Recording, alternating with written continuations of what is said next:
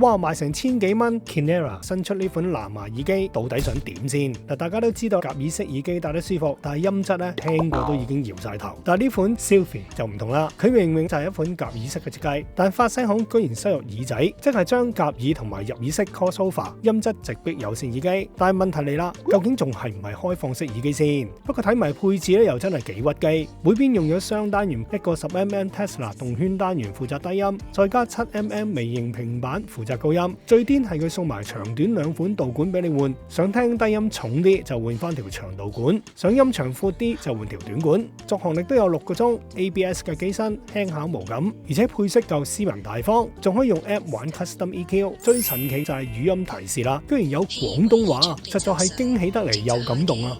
唔止啊，仲支援 AI 實時翻譯同埋智能聊天添，功能咧真係夠晒齊啊！放棄少少環境聲，換嚟咁靚嘅音質，又真係諗得過喎。呢款另類式嘅開放式耳機 Sylphy 賣緊只係1199嘅啫，你又點樣睇呢？喺 comment 留言傾下啦。